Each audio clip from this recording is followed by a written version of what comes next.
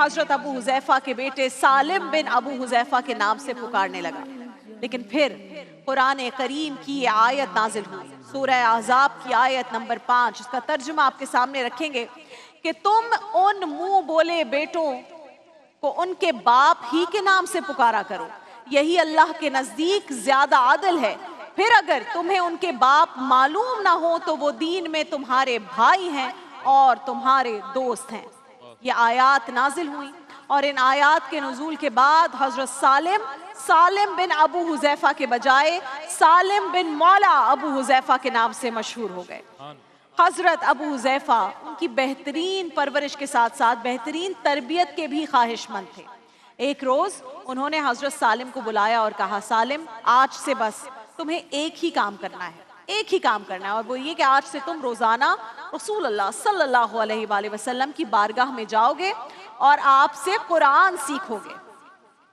سالم پہلے ہی بہت ذہین تھے، بہت سمجھدار تھے، اوپر سے حضرت ابو حذیفہ کی بھرپور سپورٹ آپ کو حاصل ہو گئی تھی، تو وہ پوری طرح قرآن کو الحمدللہ سیکھنے، اسے حفظ کرنے اور اس کی تلاوت کے ادائیگی حسن میں منہمک ہو گئے۔ وقت یوں ہی گزرتا گیا اور پھر ایک دن وہ بھی آیا کہ وہی غلام جو رنگ کا کالا تھا، کوئی ہنر اور فن نہیں جانتا تھا، جسے کوئی خریدنے تک کے لیے تیار نہیں تھا، دھوپ میں کھڑا تھا، انتظار کر رہا تھا کہ اب میرا فیوچر کیا ہوگا، میرا نصیب کیا ہوگا، آگے قسمت میں کیا لکھا ہے۔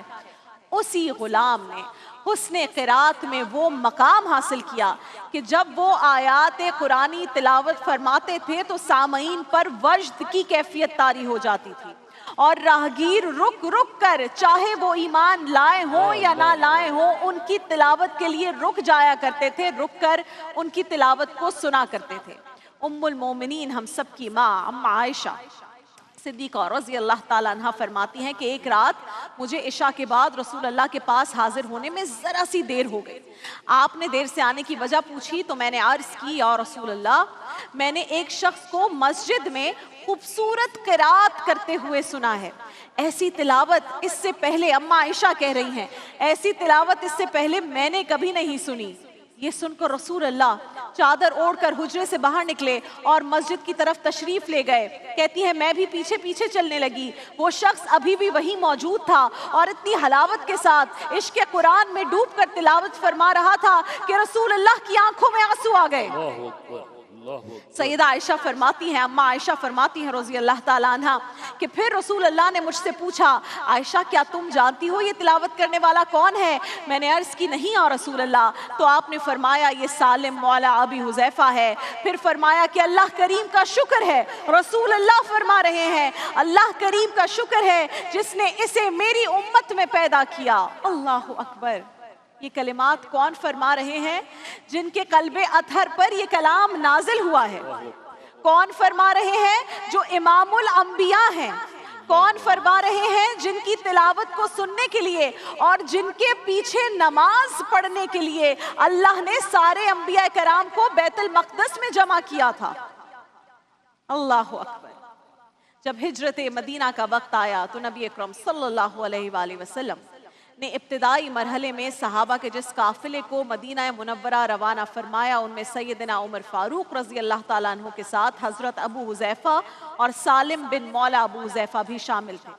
جب یہ قافلہ قبا کے مقام پر پہنچا تو نماز کا وقت ہو چکا تھا۔ غور کیجئے گا ناظرین کرام، وہ منظر کوشش کیجئے آپ امیجن کر سکیں۔ لوگوں نے ظاہر ہے فاروق اعظم سے کہا نماز کا وقت ہو گیا ہے، فاروق اعظم سے کہا آپ نماز پڑھائیے۔ سیدنا عمر نے حضرت سالم کی طرف اشارہ کر کے کہا کہ یہ وہ نوجوان ہے جس سے رسول اللہ قرآن سنا کرتے ہیں، سبحان اللہ، ان سے رسول اللہ قرآن سنتے ہیں، لہٰذا انہیں ہی امامت کا موقع دینا چاہیے۔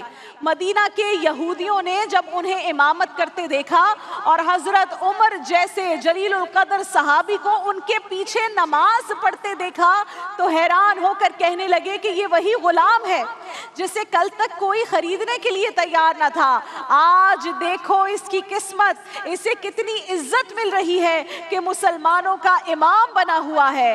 بے شک وہ غلام تھے لیکن جب آقائے دو جہاں کی غلامی میں آ گئے تو وقت کے امام بن گئے اور تلاوت قرآن کی برکت سے نمازوں میں امام بن گئے۔ اللہ اکبر! حضرت ابو بکر صدیق رضی اللہ تعالیٰ عنہ کے عہد خلافت میں پوری ہوئی، جب آپ حضرت ابو حذیفہ کے ہمراہ جنگ یمامہ میں نبوت کے جھوٹے دعوے دار مسیلمہ کذاب کی فوج کے خلاف لڑنے کے لیے میدان میں آئے۔ اس جنگ میں مہاجرین کا علم حضرت زید بن خطاب رضی اللہ تعالیٰ عنہ کے پاس تھا۔ حضرت زید کی شہادت کے بعد مہاجرین نے علم حضرت سالم کے سپرد کر دیا اور کہا کہ آپ قرآن کے عالم ہیں، یہ سعادت آپ ہی کو ملنی چاہیے۔ آپ لڑتے لڑتے جب شدید زخمی حالت زمین پر گرے تو حالت نزا میں اپنے ساتھیوں سے پوچھا ابو حذیفہ کا کیا حال ہے؟ انہوں نے بتایا کہ وہ شہید ہو چکے ہیں۔ یہ سن کر آپ نے اِنَّا لِلَّهِ وَإِنَّا إِلَيْهِ راجعون پڑھا اور کہا کہ مجھے ان کے برابر میں لٹا دو۔ پھر آپ نے کلمہ پڑھا اور خود جامِ شہادت نوش فرما گئے۔ آپ کی شہادت کے بعد صحابہ نے آپ کی اس وصیت پر عمل کیا اور لوگوں نے دیکھا کہ بعد از جنگ آپ کا جسد خاکی اس طرح زمین پر موجود تھا کہ آپ کا سر ابو حذیفہ کے پاؤں کے پاس اور ابو حذیفہ کا سر آپ کے پاؤں کے پاس تھا۔ اس طرح یہ دونوں جلیل القدر صحابی جس طرح دنیا میں ایک تھے، شہادت کے بعد بھی ایک ساتھ ہی جنت کی جانب روانہ ہو گئے۔ اللہ اکبر، اللہ اکبر۔